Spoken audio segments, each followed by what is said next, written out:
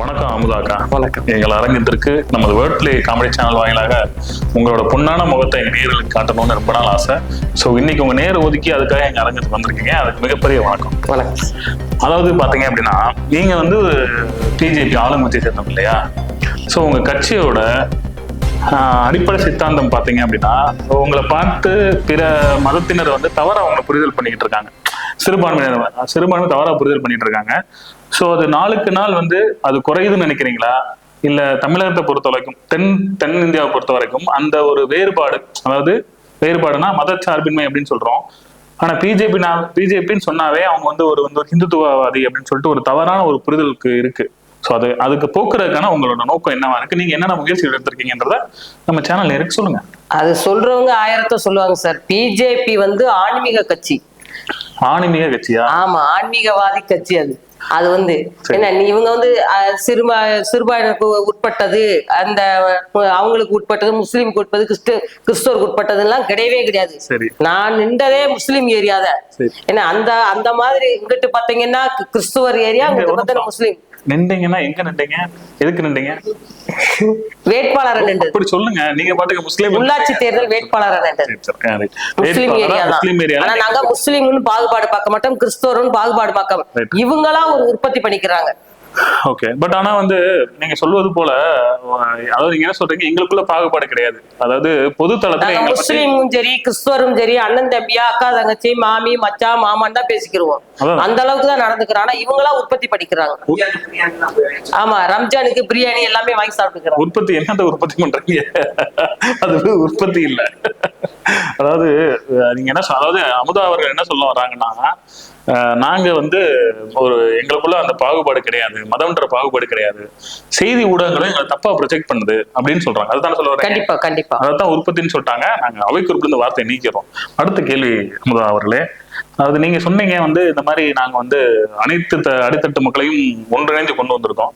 அதுக்கு ஏதோ ஒரு சிறு எடுத்துக்காட்டு சொன்னீங்கன்னா நேயர்களுக்கு, நாங்க வந்து இந்த செயலை செஞ்சிருக்கோம், இதன் மூலமாக வந்து நாங்க வந்து ஒரு மதச்சார்பின்மை நாங்க ப்ரொஜெக்ட் பண்றோம் அப்படின்னு சொல்றீங்க. என்ன சொல்றீங்க அதை பத்தி? இப்ப வந்து சார் இப்ப நலவாரி அமைப்புன்னு இருக்கு. அது பாத்தீங்கன்னா அதுல வந்து லேடிஸ்க்கு லைசன்ஸ் இதெல்லாம் வச்சிருக்கிறவங்களுக்கு சரிங்க. நலவாரி அமைப்புனா என்ன? அதனால லேடிஸ் லைசன்ஸ், அது தொழிலாளருக்கான. இப்ப வந்து லேடிஸ் வந்து இப்ப ஒரு ஆட்டோ ஓட்டுறாங்க, அது ஒரு தொழில். அப்படி சொல்லுங்க. லேடிஸ் வந்து ஒரு ஆட்டோ ஓட்டுறாங்கன்னா அது ஒரு தொழில். அது வந்து பாத்தீங்கன்னா இப்ப ஜென்ஸ் எல்லாம் செய்யாத வேலை, அது வந்து சென்ஸ் செய்யறாங்களே செய்யல, அது என்னால் முடியும் அப்படின்ட்டு ஒரு லேடிஸ் பண்றாங்கன்னா அவங்களுக்கு வந்து மோடி திட்டத்துல இருந்து ஆட்டோ கொடுக்குறாங்க. இப்ப வந்து பாத்தீங்கன்னா முதல்ல அரிசி எல்லாம் ரேஷன் கடையில கம்மியா தான் கொடுத்தாங்க. இப்ப ஒரு குடும்பத்துக்கு 20 கிலோ அரிசி கொடுக்குறாங்க.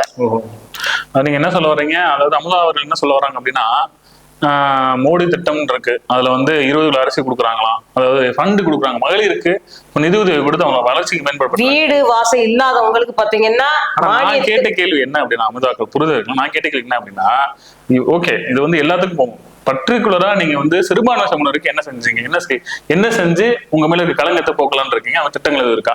ஐயா, எடக்கு மடக்கா கேட்டுக்கிற கேள்வி. நீங்க என்ன கிறிஸ்துவரா இல்ல முஸ்லீமா இல்ல இந்துவா? எனக்கு ஒரு டவுட்டாவே இருக்கு. ஆமா, காலையில் 4 மணிக்கு எந்திரிச்சும் போது நான் முருகனை சொல்லிதான் எழுந்திருப்பேன். உங்களுக்கு தான். அப்ப இந்து நம்ம ஆளுதானா? சரிதான். சரி, ரைட்டு. அப்போ அதுவும் அதுல வந்து இப்ப என்ன, அதை விடுங்க, அதை போய் நீங்க பதிவு பண்ணிட்டு இருக்கீங்க அப்படின்னா நினைப்பாங்க பாக்குறவங்க. அடுத்த கேள்வி, அதாவது நீங்க ஏன் அந்த துண்டை போட்டுட்டு வந்துட்டு இருக்கீங்க எல்லாரும்? அந்த ஜின்றீங்க, அதுக்குலாம் என்ன அர்த்தம்? ஜீனா பெரியவங்க, மதிப்புக்கு உரியவர்களைத்தான் நாங்க ஜீன்னு சொல்லுவோம். பாரத் மாதா கி ஜின்றது பெரியவர்களா நல்லா இருக்கணும்ங்கிறதுக்காண்டி. மதிப்பிற்குரிய ஜி அவர்களே, ஜி என்பது ஆண் பாலா பெண் பாலா? 2 பாலுமே தான். 2 பால். லப்பர் பாலா கேரட் பாலா? ஜி மோடிஜி, அதாவது ஜி இருபாலா, அமுதாஜி இருபாலர். அதாவது அமுதா அவர்கள் என்ன சொல்றாங்க அப்படின்னா, ஜி என்றால் இருபாலரும் குறிப்பாங்க இல்லையா? ஜி கண்டிப்பா ரைட். ஓகே, சந்தோஷம். அந்த பாரத் மாதா கி ஜின்றதுக்கு நீங்க புத்தகத்துல படிச்சு விளக்கத்தை கொடுங்க. இல்ல ஆக்சுவலா அது தெரியும். அப்படியா, சொல்லுங்க. பாரத் மாதா கி ஜே அப்படின்னா அதாவது முன்னோர்களுடைய தெய்வத்தை பூரா நாங்க வேண்டி பாரத் மாதா கி ஜேன்றோம். அப்படியா? கண்டிப்பா. பரவாயில்லையே, பரவாயில்ல. அமுதா அவர்கள் வந்து பாரத் மாதா கி ஜிக்கு புதுமையான விளக்கத்தை கொடுத்துருக்காங்க. இப்ப அவங்க வாயில இருந்து அது என்ன மொழின்றதை திருட்டு தெரிஞ்சுக்கணும். அந்த பாரத் மாதா கி ஜி தமிழ் மொழியா ஆங்கில மொழியா? இல்ல, எல்லா மொழியும் கலந்தது. இதுவும் நல்ல விளக்கமா இருக்கு, எல்லா மொழியும் கலந்தது. சூப்பர். அதாவது அவங்கள்ட்ட நம்ம கேள்வி கேட்கலாம். ரைட், அடுத்த கேள்வி. சரி, ஓகே. உங்களுக்கு நீங்க சொல்வது போல பாரத் மாதா கி ஜின்றது பல மொழிகள் கலந்தது. ஏன்னா நம்ம இந்திய நாட்டோட சட்டத்தின்படி ஒரு குறிப்பிட்ட மொழிகளை வந்து கான்ஸ்டிடியூஷன் எடுத்துக்கிறாங்க. சோ அதுல எல்லா மொழியும் வர்றாங்க. ஜி என்றாலே எல்லாருமே பெரியவங்களுக்கு குறிக்கும். அதனால இப்ப சின்ன பையனா இருந்தாலும் ஜி, பெரியவர்களா இருந்தாலும் ஜி அப்படின்னா ஒரு மரியாதைக்குரியவங்க. ஓகே ஜி, ஓகே ஜி. எங்கள் அரங்கத்திற்கு வந்து பிஜேபி பற்றி மிகவும் அற்புதமாக எடுத்துக்கூறிய அமுதா ஜி அவர்களுக்கு அரங்கம் சார்பாக நன்றி தெரிவித்துள்ளேன். நன்றி.